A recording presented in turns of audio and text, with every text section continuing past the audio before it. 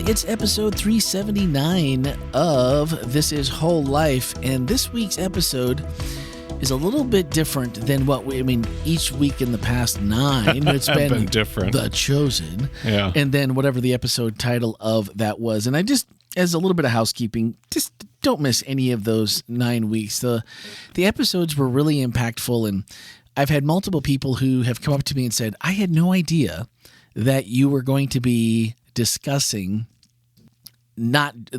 I thought you were just going to be discussing the TV show and the different parts of which we did in more detail here on the podcast. So that was fun for us, but the actual message took bits and pieces and themes more so from the TV show than it did more of a launching pad kind of a thing into the surrounding stories, the surrounding scriptures, right, and maybe connections you haven't thought of in those Bible stories. And we did separate the holy imagination from the scriptural, right, and then sometimes we put those together and said, I kind of think I agree with this. Maybe this really could have been how something like this would have happened, and it's fun to imagine. And the point that someone brought out was you grow up reading these stories, listening to these stories, and you have your own holy imagination. I was going to say, we do it anyway. When we read anything, we put it in our context, right? So yeah. We had a conversation around the dinner table this past week, and Ellie was describing a book, and she was saying, well, this character's like this, and this character's like this. And Heather said, how do you know that? Is that what you think about? Right. She's like, oh, no. The book series has a website, and they show you what the character looks like because someone has drawn it. It's fiction, but it is interesting though to see, and I wish, you've got so many different versions of what you think Peter was like or Judas was like. And it was interesting to see somebody else's rendition of how they looked at those people in the Bible. Yeah. So don't miss out on any of those episodes because they really were a lot of fun, and it was entertaining, it was enlightening, it was educational, all wrapped into one. And I really felt like those were fun messages to go through together because you not only have the holy imagination of the writers and the producers, then you have all of our individuals stuff that came into it. And so it really was a lot of fun. All right, this past week, we had a special guest speaker, and he happens to be sitting with me right now, Jeff Cinquemani. And the reason being was because there was questions in the chat like, hey, where's Ken? Like, what's going on with Ken? And Ken is on a personal sabbatical where he goes every year to do a little planning for himself and what he wants to do in ministry and how he sees that playing out here at the church. And he takes that time for himself to rejuvenate and to plan. And he's encouraged us on staff to do it as well. And it's a little scary. Like, should I take a couple days and actually just sit with my thoughts? That would be, that might be a little scary, but something that he encourages us to do and he was doing. I'm glad he was able to do that. Yeah, me too. And so Jeff jumped in. And did Ken know that you were going to be telling tales that were going to be disparaging people that have red hair and red-bearded he individuals? Asked me before he left, he said, so is this your way of kind of talking behind my back? Well, when you described your friend in college who had red hair and a red beard, I'm like, well, you didn't know Ken then, did you? No, probably not. That's funny. So the thing that really made me feel like a part of the message early on, and maybe really made me feel kind of my age a little bit, was the full service gas station, right? Goodness. In Green Bay, we had, well, I'm a little bit younger than you, but even at that time, there were a handful of gas stations around the Green Bay area that were still had full service, but there was one, and if I remember correctly, it was only full service. It was an old Union 76, right? And it was on Velp Avenue in Green Bay, right next to when they put in Interstate 43. You come off the ramp and you could make a left right into the gas station, and they still had the dinging of the every gallon that we used to ding, so you could keep track of, and that brought back memories. And then the owner of the gas station, he would come out and he still had the old belt. Oh yeah, money changer. The money change for the changer for the if you gave him change, he could give you change back, or he could change paper money into coins, and it'd be a chick chick chick Yep. and he'd go through really quick, like someone in a drawer, except he did it with this little click belt thing. And that was always kind of a throwback, because my dad used to tell us when he was a kid, he was a teenager, he worked at his Uncle Bucko's gas station up in the UP. And that was part of what they, you'd pay and you'd check the oil and you'd do all these different things that nowadays you're like, you go to the Quick Lube for that. You don't go to the gas station for those kinds of things. Well, it's interesting because $11.50 for a fill up was almost on, that was just my dad and my grandfather, they would have these, large trucks, and you still could get by filling up a car for $7. This is back in the day when I remember gas wars, and I still remember as a kid, seeing 17.9 per gallon. And those, during a gas war, you might get some pretty low prices. But most of the prices were I remember growing up thinking in the 20s and 30s. So. Well, I remember when I first started driving, if I remember correctly, the first time I remember buying gas for my own car, it was 86 cents a gallon. Okay. And then but people would put, 50 cents in gas, at one point you could get a gallon or two of gas. And so it was not unheard of for someone to put in less than $1. Sure. And get enough gas to get them for another day or two until they got to payday or something. And 20 to 30 cents is what I meant. 20 to 30 cents was fairly common. And then when I started driving, we had this, I don't know if you remember back in the 70s, there was this huge, oil embargo issue. Yep. And all of a sudden, here I go. I'm getting ready to go to drive. And now the gas goes up to 50 cents. It's crazy. Isn't that crazy? Yeah. Well, and the funny part was we never, ever stopped at that gas station. Yep. Only time I can ever remember getting gas there was a handful of times when I worked outdoors all day in construction. And after you've been outside for 12 hours in the day, freezing to death, and you finally start getting that heat out of the vents, kind of like in Florida, you start getting AC, the steering wheel's not frozen solid, or here it's not on fire, and you just don't want to get out and start sweating or freezing again. I can only ever remember filling up my car there twice. And I remember going with a friend who used to go all the time, and I'm just like, man, I get so many more miles though out of the other, and I don't have the money for full service, but that just brought back a lot of memories for those of us old enough to remember. And I don't know if they have. Sorry for those of you that have not that nostalgia. Right, they don't have those. Yeah. All right. I loved how the fact, and I know we talked about this last week a little bit, but you talked about new member orientation early on. Yeah. And getting a chance to really just let people know what we're about. Mm-hmm. And I think that when you talked about the red hair and Chryslers at the gas station, it's like, don't ever trust anyone with red hair who drives a Chrysler. And we laugh a little bit about that because it seems very flippant. It seems very in the moment. Arbitrary, almost, yeah. Like, what are you basing this on, one person? Yeah. And then when you actually get down to it, though, what are the things, as I thought about my childhood and things that I was told, or at least the impression I was given, maybe not in so as many words, but the impression that maybe this person, or maybe this idea, or people who think this way aren't as smart as you are, because, well, that's just dumb. Right. Or that's stupid. And those are words that seem innocent enough, but when repeated enough times, even just in the background of your psyche, makes a difference as to what you start to think about people. Yeah, I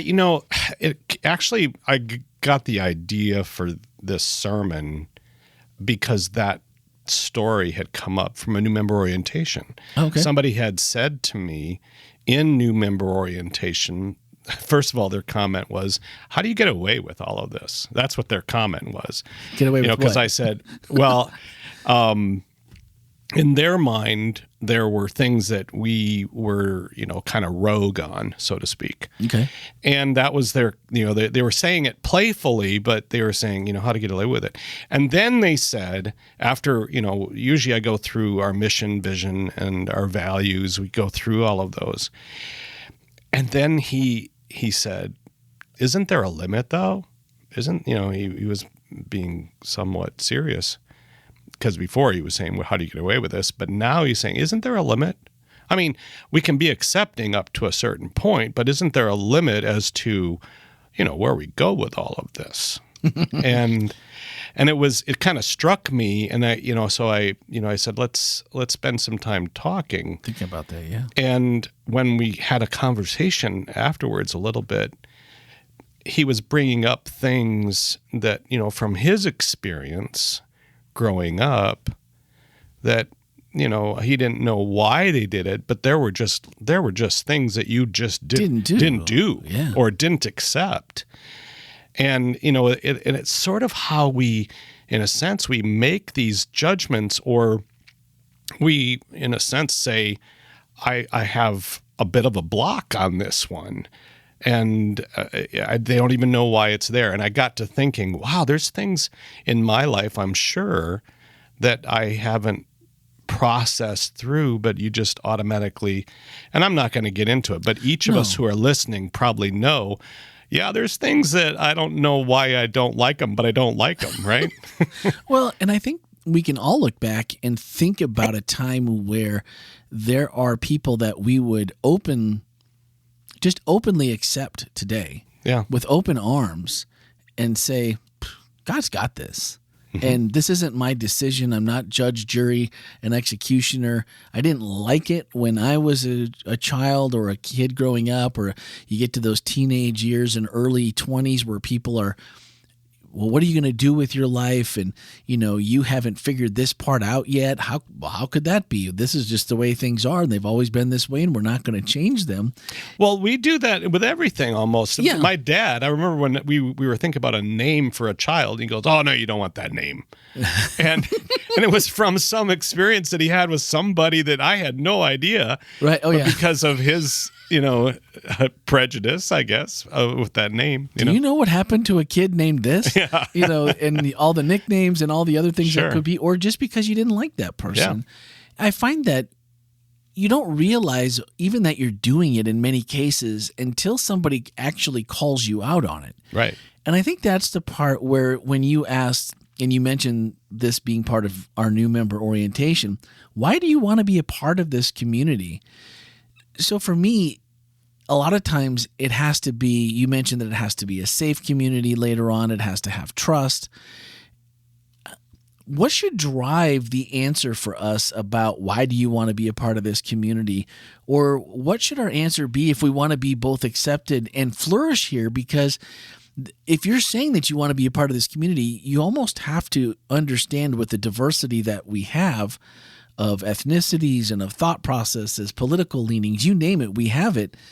There has to be something that drives that question, and then there has to be something in me that says, I'm going to be mature enough, or right. I'm comfortable enough maybe to handle this. And I think that's that's the question, right? That's the important question that we should all be asking, not what draws me here, because that is a question I do, what got you here in the first place? But usually it's a different reason for why we decided to move into the area of belonging or membership. And I think it is a good question. I think it's an important question that each of us realize, because we make those kind of commitments, right, based on a lot of different types of information. We negotiate sometimes for those things, right? Yeah, we do. And so I think what we feel comfortable with is different than what we feel called into, because there are lots of times people who have said, I've always felt like this was an accepting community, but I now feel like I want to be a part of it because I feel in a sense a calling to do this or to be a part of this. I think there's two things that make that really, really important. Number one, I do think that in our understanding of commitment, there needs to be those things of trust and the ability to trust the people who are with it. The second part is, am I paying attention to the Holy Spirit? Because, and I know that sounds a little maybe touchy-feely for some people or a little abstract for some people, but I do think our lives, if we look at the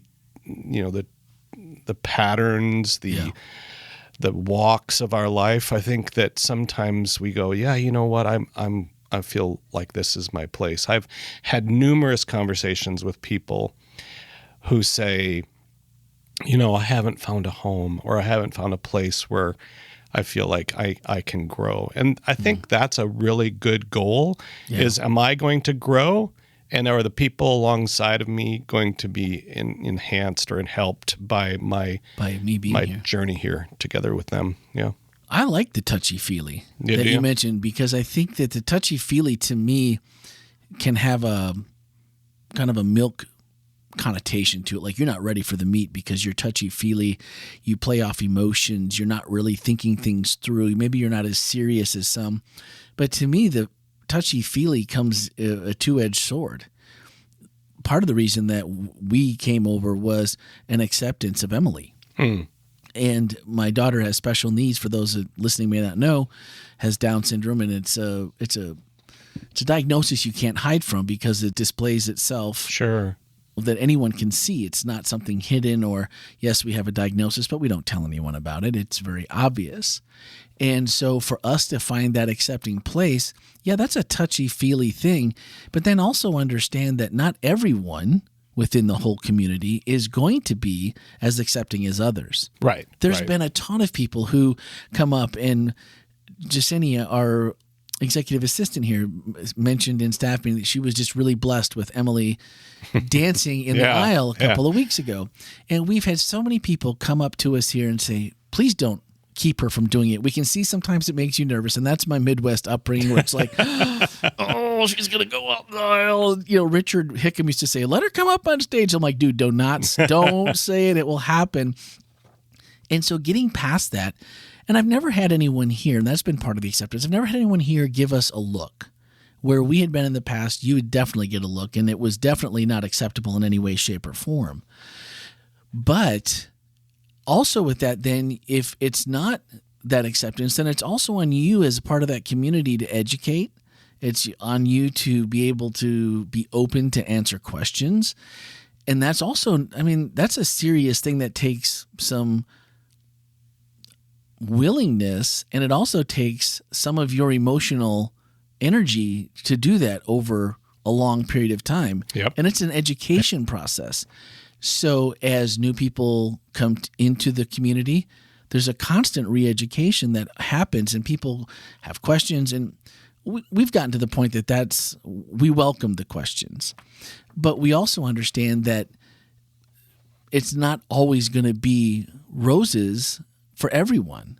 And you have to also, so to me, that's the touchy-feely part. That's, yes, I do embrace this because this is why I feel accepted. This is why I feel drawn here, was because of this. But I also have to understand that that's not always going to be the case, because we're not perfect. Good point. And it's not always going to work out to where you're going to be happy. There's weeks where you're like, I can't believe this happened. Like, Can you believe it? And yes, I can, because we're not perfect. But that goes, and that's not just for people that have special needs. When you're talking about people that have differences in political or methodology, theology, all of those things, there's a ton of things that we can disagree on that are really deep-seated, heartfelt, long-standing, this is the way it is because it's just the way it is. What do you tell somebody that feels that whatever their connection is and says, this is my home, but then just like anything else, kind of the newness, the shininess wears off a little bit because we're human, and then they're left with a situation where maybe they weren't really prepared for that level of touchy-feely? No, that's a good point. And first of all, we say these things on the podcast, or we might even say them, from a podium or from up front. But we are highly flawed. You're right. There are times every week we make mistakes. And when you say, what do you say to those people where the honeymoon experience, so to speak, is worn down?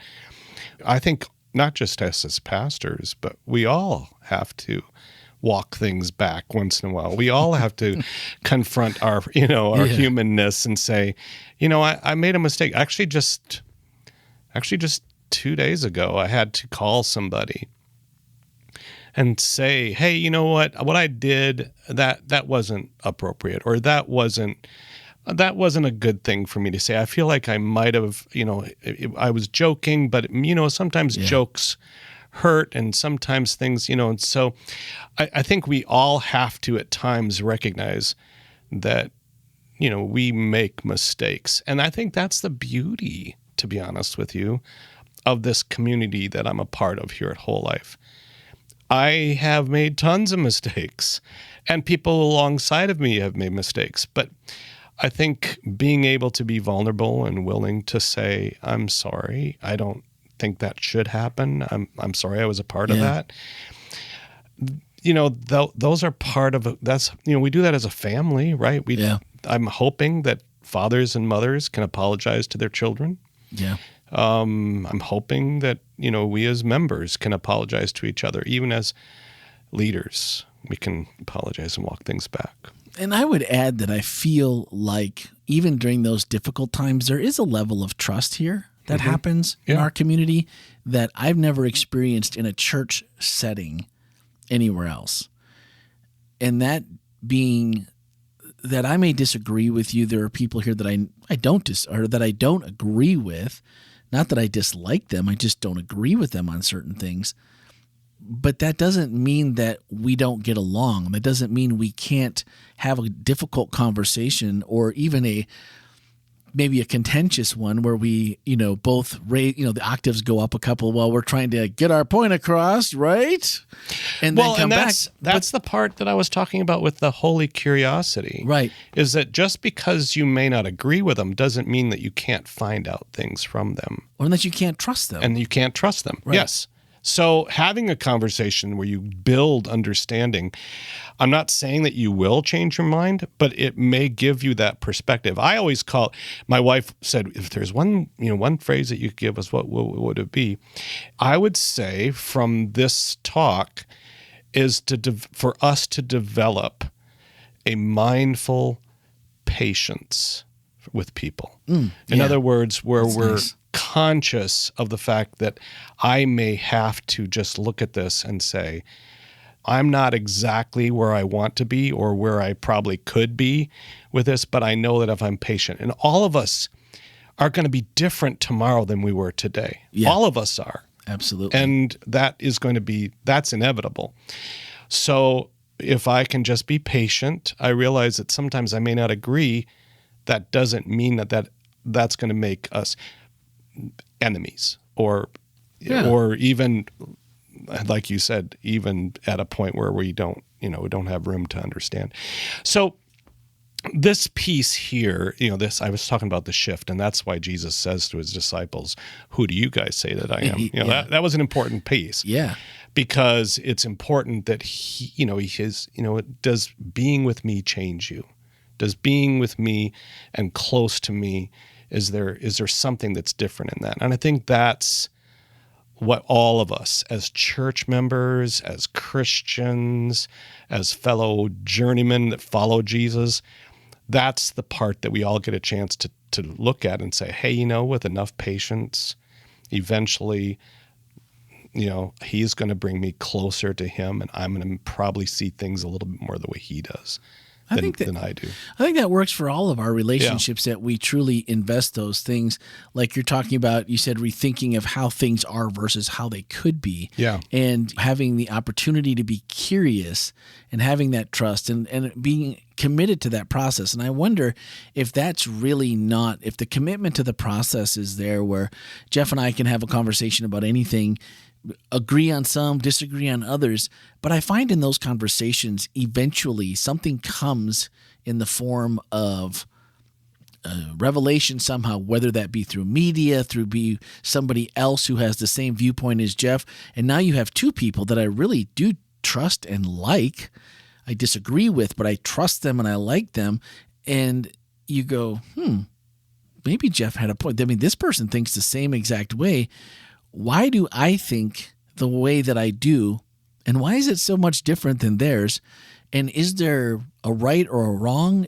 Can it be a little bit of both? Does it have to be black and white? You start to analyze those pieces in your mind, and pretty soon, to me, that builds trust from you. When I hear someone else say the same thing, even if it's something I don't agree with, it adds validity to what Jeff thinks and to what they think, and it makes me value their input because if we're looking to be outside of a silo and be challenged on things, which I think for Christianity, that's so important to be exposed to different ideas. And how else would you know what you believe if you don't have anybody ever challenging you, which I think that might be a part of why the whole life community works so well, is that we do have such a difference of thought.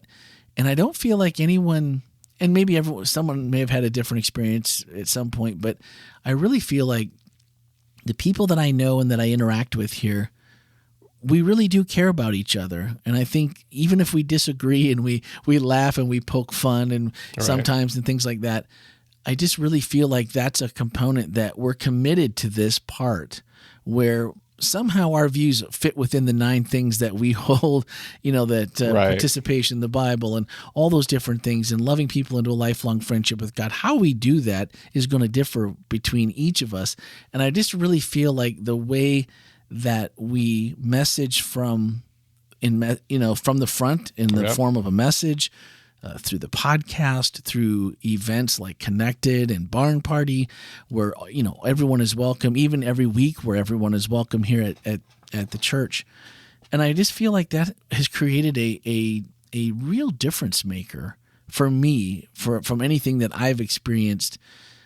And the closest thing I could probably put it to is in a life long, long ago, where where everybody knows your name, is the people that I counted on for a long time versus anyone that I knew personally out, or from my past in the church.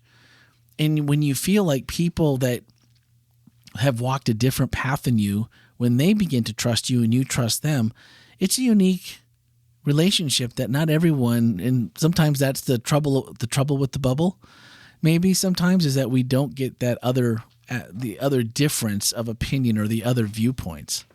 Yeah, I think that there's a number of things that happen when you decide that you're going to take that risk and be a friend. Much like at first you're guarded and there's all sorts of fears when you when you give in to those kind of belonging aspects of being a part of somebody's life as a friend.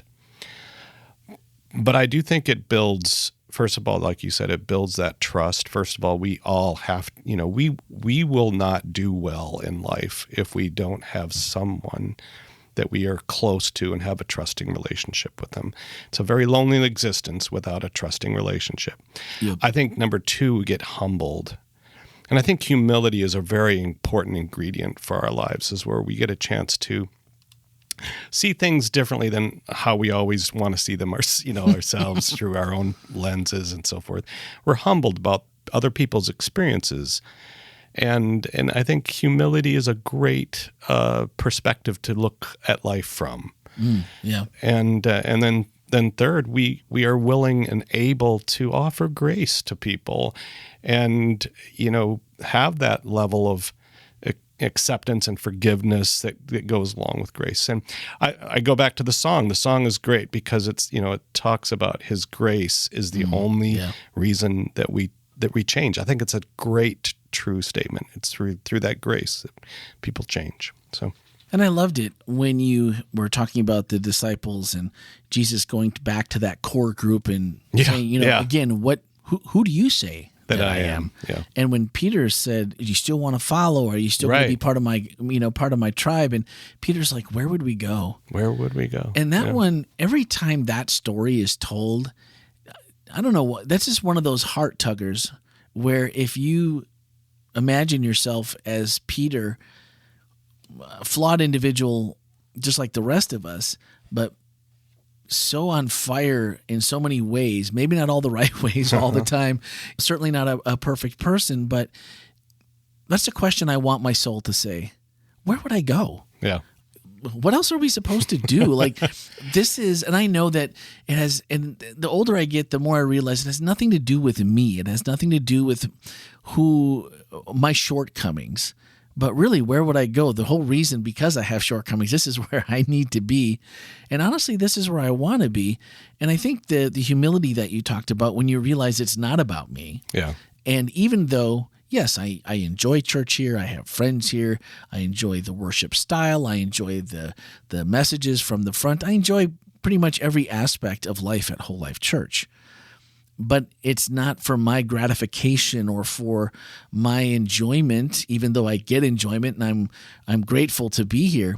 But if it's not for my growth and for my chance to grow with others and help them grow, then like where else are we going to go? I would say in any community, especially, I look at, we keep talking about whole life, but I would say in those of you that are especially watching from maybe a further distance, but that in the community that you're in, that you're planted, I would encourage you to do two things. And the two things that actually came out in this relationship that I had is, first of all, be willing to risk going up to someone, literally going after somebody who you feel you would like to add or put into their life who you are. I think we don't realize how important we are to a relationship. And it's a lot of times that sometimes it's an insecurity keeps us from, inviting, new relationships or new friendships. I think of this, this good friend of mine who took the initiative and went after me.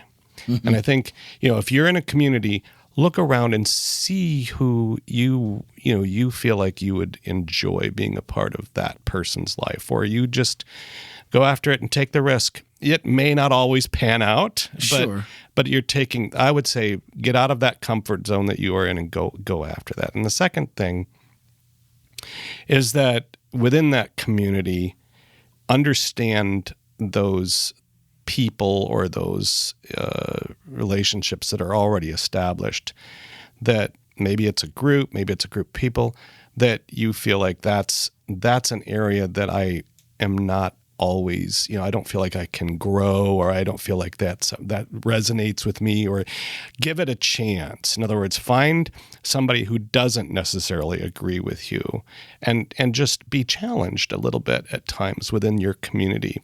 So in a sense, you're kind of branching into those areas that may not always, be what your prejudice is maybe telling you to stay away from, so to speak. Well, I think that's valid, because my question was, kind of to wrap it up, was, not everyone is used to or comes from a background that is as diverse as what we have. I mean, just in Central Florida alone, pretty much anywhere you go, it's a melting pot of the world.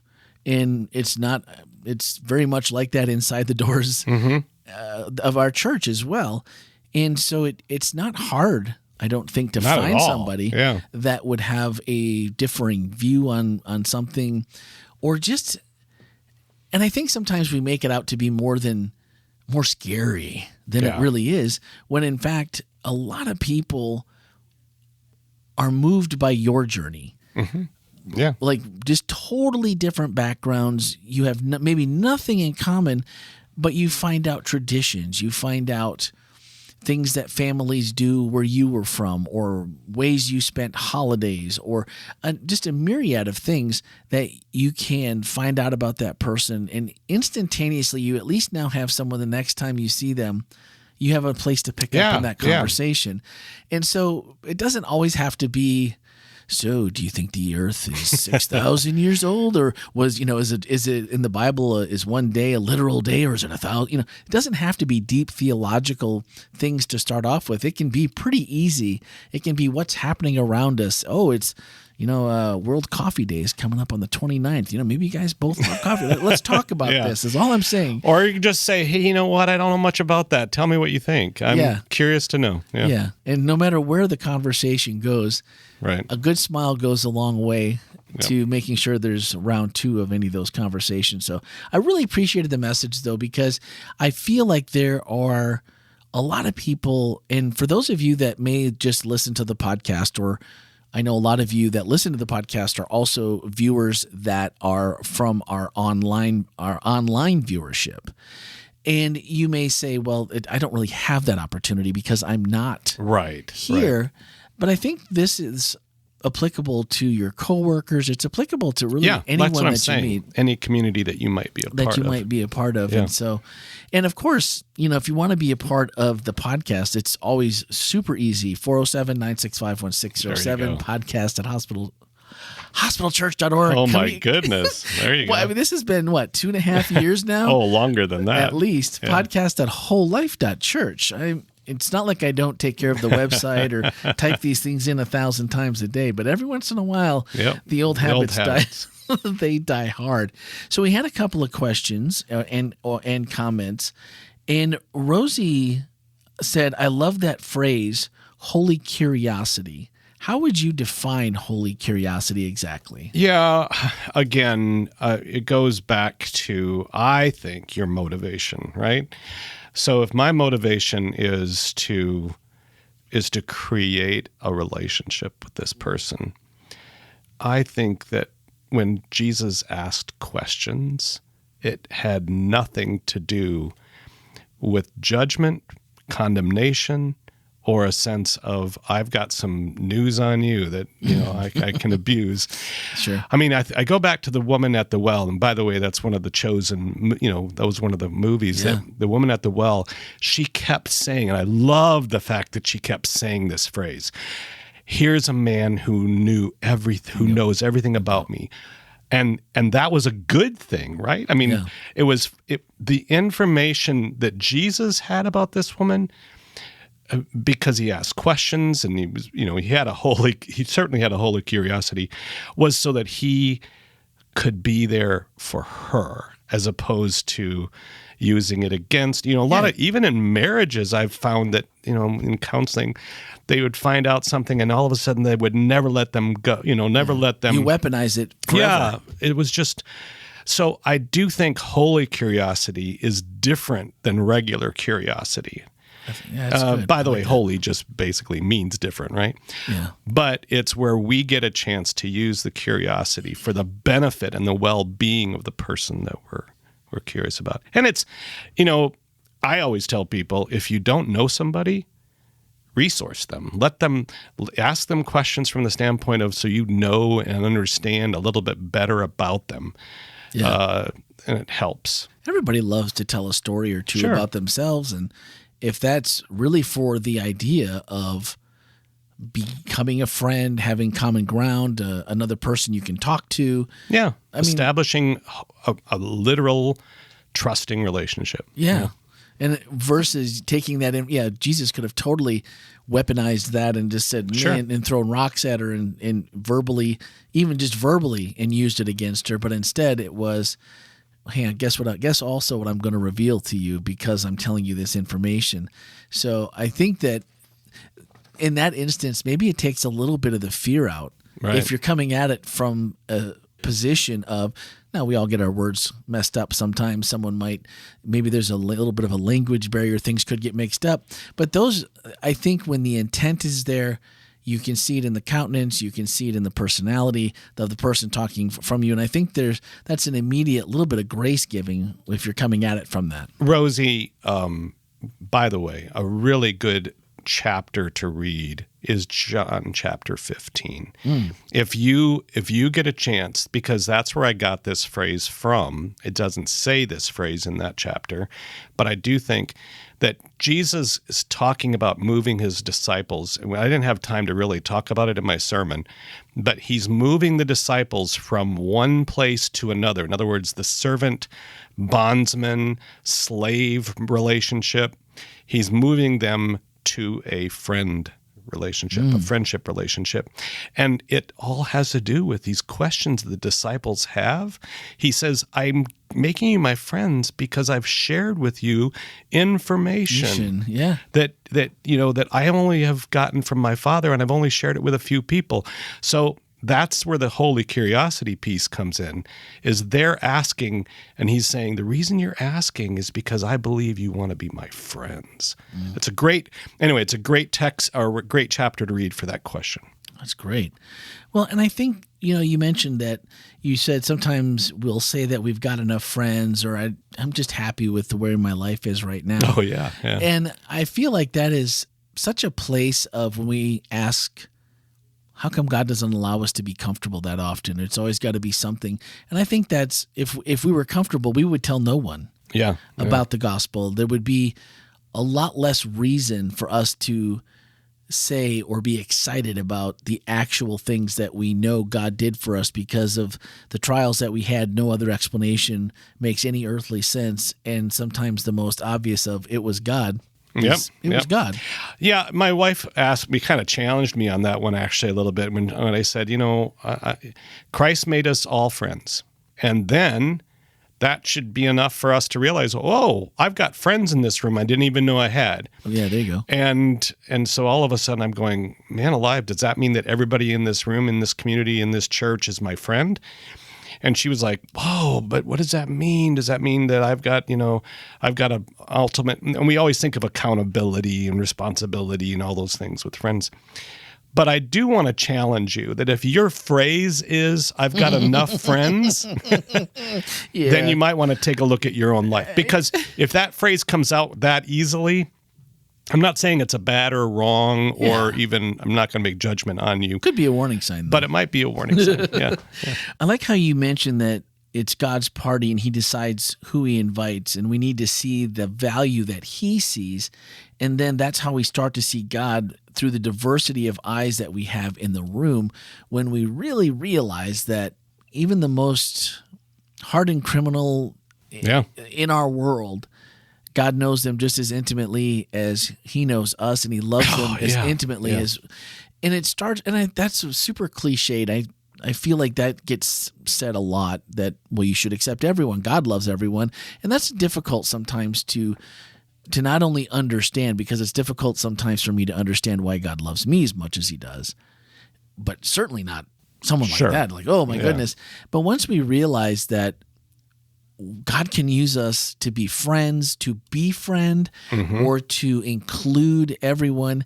And you really struck our inclusion team. In the middle of the sermon, our inclusion team, it's called the No Barriers team here at WholeLife Church, of which myself, my wife, Pastor Freud, and hats off to Jasmine, who has agreed to lead out this ministry. There's lots of cool things coming down the pipe for us as an inclusion, a church to be included and to have inclusion with people. And they were in the chat and they were just like, Jeff's on fire. The things that you were talking about, and they're all things that are on our lists for people to be aware of and to be cognizant of their surroundings when it comes to, is there a door that I can help someone who's having a hard time opening a door, getting to a door? Are they using a cane? Are they using a walker? Good point. Is there someone that is sitting by themselves for whatever reason, whether it's a known or otherwise, or nothing? It's just, that's where they're by themselves. Can we be aware to go and say hello, and to maybe, again, I don't always like to go talk to people, but to be that person, to make sure that nobody comes here to worship and doesn't find Jesus in one person for the week. Good point. And so having all that's what this team, like, it's like a helicopter team. They're just hovering over everything in a good way to try and see if we have blind spots as a church or as different ministries within the church, to make sure that anyone that's coming here to find Jesus finds them. And it just, they were just listing off all of these in this text message. My phone was going crazy. I'm trying to listen to the message, and I was trying to start doing a little prep on Saturday, and this is going off. And to understand, to have empathy where they might be coming from, animosity in situations, usually coming from fear or unfamiliarity, and all these things. And they're just like, yes, these are things that and I know they're taking notes, and this is going to be part of some kind of church manual that we eventually come out with, that we can train people to be watchful and be thinking about. And I just thought that what you were saying, when you're tuned in, this is the problem. If you're not tuned into making sure that you're being part of the solution for people finding Jesus and sharing the good news, it could go right past you. You could have the best intentions in the world, but when you're dialed in, and I know all these people on this committee are dialed into making sure that everyone that comes here finds Jesus in whatever way, and we need to remove whatever barriers could stop them from that. it made your message hit home that much harder. So if you haven't heard the message, I would highly encourage you to go back and listen to it, because Jeff's a great storyteller. We always know we're going to get a couple of good stories in the middle of one of Jeff's messages, and they were equally as good as always this past week. But when you're one of those people that are going, where can God use me? And we've been talking about this during Chosen. Why would God choose me? I don't know. Right. But these are the kinds of things that don't take a lot of skill. They don't take a lot of They don't even training. take a lot of training. You're right. Right. If you look at and I was actually one of the, I think it was the second to last one we did, where he sends them 2 by 2. We go. Yeah. So the whole point of that was that they weren't trained. Yeah. Very much. I mean, they were like, what do we say? What do we do? You're telling us that we're going to do the same thing you did. How do we do that?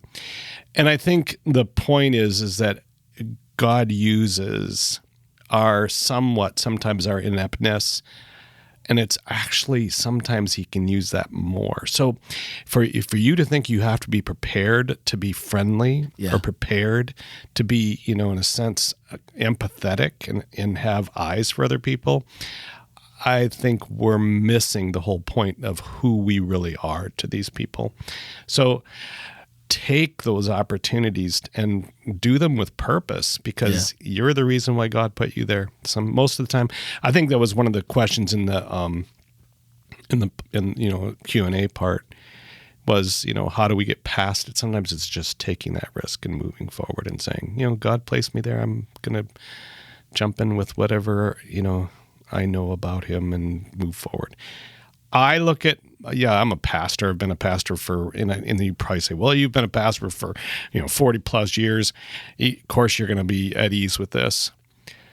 But sometimes I'm just as uneasy about it as I was when I first started. So it happens to all of us. Fear is part of that. I was just going to say, the part where this makes sense to me is on the weeks, like if you don't feel it and you're not, that's just not my personality. It's not me.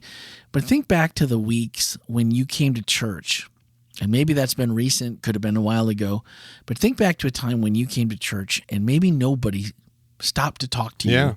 Yeah. Maybe you were in a down place where your aura just kind of gave off the, don't come talk to me, because maybe it comes across, sometimes when we're feeling down, it comes across like we might be upset or we might be cranky maybe they're not, maybe this isn't the week to approach Randy. He doesn't look like he's got a smile on his face. And I've often been, for years, I wore shorts and flip-flops and a t-shirt to church. And it used to drive some people crazy. Like, why would you do that? And honestly, my answer was an honest one. I was at a place in my life where I knew I needed to be at church. And I knew, because the argument would be, well, why don't you bring your best for God? And I'm like, okay, I get it. They're like, if you wouldn't go see the president this way, why would you? I said, well, the president's not God, number one. Number two, God asked us to bring our best. And I'm like, today, this is my best. And if I put something else on to cover up the fact that the outward appearance is somehow the best I'm going to give them because that's the best clothes I own, technically, I got all I can do to get my heart in the right place to be my best today. And so when I think about the message, it immediately brought me back to that. And it made me think that those are the people that need this more than ever. And if you've been through that part, that if someone would have just come up and said, hey, how's it going this week? And even just a little bit of interaction, positive interaction, how much that could have lifted your spirits, that someone, and it may not have happened in the moment, you might have said, man, I wish someone would have just left me alone today. But later on, you think about those things and you see when you're really, sometimes when you're even arguing with God, like, well, where are you? Well, you were at church 2 weeks ago. I sent Jeff over to give you a hug and just say hello, had missed you at church. Could have been something just that easy. But you noticed that was a little bit of that was the start of the uptick. That was the start of the upswing. And I've had that happen to me so many times that it's the other side to saying, I just don't feel like I want to do this, or I don't want to participate. Someone needs us always to be participating. And sometimes you're going to be on the down or the up, but to me, it's just another one of those things where it's that mindful patience. You might not know who needs it today, or you might know when you might need it the next time, but to be a cognizant participant as often as we can be, just to me makes a huge difference. Yep. So that is, one more. Sorry, Ava, just about missed it. Ava asks, does God ever change his mind? That's a good question, Ava. I'm not sure. Are you asking that question in the context of this in terms of acceptance? I don't know if I would say God changes his mind about his love for us. I don't think that ever changes. No. Yeah.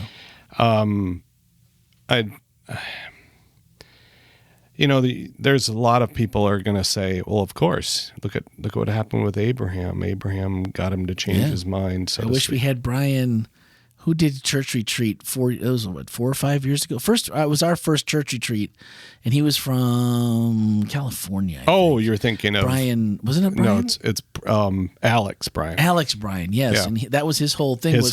God changes his mind. I wish we had that was a great message. Yeah, we have the podcast. No, we don't have the podcast from it because we didn't have gear then. We didn't have gear. Oh man. Yeah, but he did talk about that. Yeah. If you read through Scripture, it certainly looks like there's a lot of shifting that God, if that's what you're asking about, because we certainly change our minds. And I would say that we'd have to qualify what that means to change, because we're trying to put God into human cognition. Yeah, that's tricky. And for us to say, because if you read the Bible, there's a point where it says he was sorry that he ever created. It was like that whole piece. It's like, man alive, did he regret? Did he regret making us? Because that's how that reads. Sure. But again, we have to realize the writer of Genesis, just like the writer of all these books, they're giving it as best they know how, as in terms of how they interpret it. Just like, John interprets in Revelation the things he's seeing the best he knows how in the context that he's using. I think God's mind is so different than ours that it would be hard for me to say, of course he changed his mind on that because somebody influenced him and da-da-da-da-da. To go down that road is I don't know, it's just really hard for me to move in that direction. But because God sees the end from the beginning. So if he sees the end from the beginning, if he understands not just how the river flows, but why the river flows and where it's coming from, and I mean he sees the whole thing. Yeah. It's hard for me to think, he must. So I would say in answer to, and I'm not going to answer it, but I say in response to your question, I would say it's very, very hard for us to know what the mind of God, period. Yeah. So whether he changes it or not is totally probably unfamiliar to us. How do you answer that? Yeah, I agree. I think that's our perception of what the situation was, how it went during the interim and how it ended. Yeah. And then that's us interpreting what God either did or didn't do, and what the intentions could have been behind it. That's just a lot to analyze. And I guess at the end of the day, if your experience is I was here and now I'm here, did God change his mind on directions, or did he pushed me along, and did I learn and did I change my direction based on the Holy Spirit nudging me in the way that he wanted? That doesn't mean he changed his mind. It just means I followed what he asked me to do. And that's a hard one to juggle, because that seems like there's an apple and orange and a watermelon that you have to somehow all keep up in the air at the same time. 2 hands on the watermelon and then try to, balance the others. I don't know that there's a great answer. Yeah, one thing I don't think he ever changes his mind on. No, the love is how he feels about us from the beginning to the end. So, because a lot of times that's the whole point, is we think we need to change God's mind about us if we can just get him to, when in actuality, he's just trying to get us to change our minds about him. So it's stop telling me what to do. If you just listen, I'm trying to help. No, that's a tough one though. But thank you for the question, Ava. Good question. Those are things that we can struggle with and we can talk about. And those are the things that you can sit down with someone and ask the same question and probably get 3 or 4 different answers, and all things to sit and think about, but also ways to make connections. When someone gives you a perspective you hadn't thought of, to me, that's gold, because now I've got to chew on it and I've got to talk to God about it, and that changes me. Whether it changes my mind, it does change me and who I trust and how I look at things. And maybe it does change me over time. You just never know. Yeah. So thank you for the questions. As always, if you would like your questions answered, or if we've said something today or forgot to say something you'd like more clarification, 407-965-1607. That is text or voicemail or podcast at WholeLife.Church. And this week, Ken will be gone. Well, Ken will be back. He'll be back, but we have Pathfinders. He won't be preaching, but it's going to be a big Pathfinder day. And if Tomas will be probably joining us next week, huh? And I'm not sure what he's preaching on, but he is our director of our Pathfinder Club. And if you would like to know a little bit more about Pathfinders, you can go to WholeLife.Church/Pathfinders, and you'll find their website, along with another group that's called our Adventurers Club, which is pre-Pathfinders. It's more for the little guys and girls. And you can find that landing page. If you go to Pathfinders, it'll give you both of those. You can click on there and find out more. And so that's Tomas. Ken will be back. And then after that, then we start our seven churches. 7 churches of Revelation. Yeah. I'm excited because I'll be honest, I am not just never been, like, Revelation's confusing to me. And you know, I've been to the Hellfire and Brimstone presentations, and I'm not sure how much that helped me or didn't. We'll just reserve judgment on that. And I'm excited to hear at least about the churches, because I think that's an interesting thing that doesn't always get talked about. I'm looking forward to it. I actually took a trip. We took a trip to Asia Minor. Well, it's Turkey now. Turkey, yeah. And Greece. Those where the 7 churches are, Greece and Turkey. Wow.